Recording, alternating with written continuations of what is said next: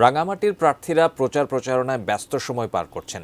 সকাল থেকে ভোটারদের দ্বারে দ্বারে গিয়ে তাদের মূল্যবান ভোট প্রার্থনা করছেন। এ নিয়ে বিস্তারিত জানাতে রাঙামাটি থেকে যুক্ত হচ্ছেন আমাদের প্রতিনিধি ইমতিয়াজ কামাল ইমন।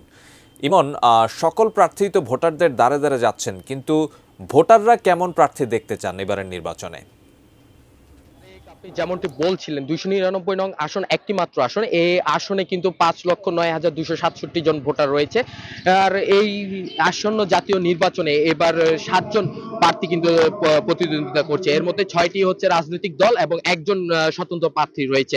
এই তো তো সব মিলিয়ে এখানকার যে প্রার্থীরা রয়েছে তারা কিন্তু এখানকার যে দুর্গম উপজেলা থেকে শুরু করে এখানকার 10টি উপজেলা রয়েছে, সে 10টি উপজেলা, ইউনিয়ন এবং ওয়ার্ড পর্যায়ে কিন্তু তারা তাদের প্রচার প্রচারণা কিন্তু ইতিমধ্যে শুরু করেছেন এবং তারা তাদের যে ভোটার রয়েছে সে ভোটারদের দ্বারে দ্বারে গিয়ে কিন্তু তারা তাদের যে মূল্যবান ভোট সেটি প্রার্থনা করছেন এবং তারা প্রার্থীরা প্রতিশ্রুতি দিচ্ছেন তাদেরকে ভোট দিয়ে নির্বাচিত করলে এখানকার উন্নয়ন, সার্বিক উন্নয়নের পাশাপাশি যে ভোটারদের যে চাহিদা সেটি তারা পূরণ করবেন এবং এখানকার যে ভোটার রয়েছে তারা প্রত্যাশা করছে এমন একজনকেই তারা নির্বাচিত করবেন যে প্রার্থী তাদের সুখে দুঃখে সবসময় তাদের পাশে থাকবে এবং যে ভোট প্রদান এবং ভোটের আগে পরবর্তী সময়ে তারা নিরাপদে থাকবে এবং সাম্প্রদায়িক সম্প্রীতির একটি রাঙামাটি গড়বে এমন প্রার্থী তারা নির্বাচিত করবেন।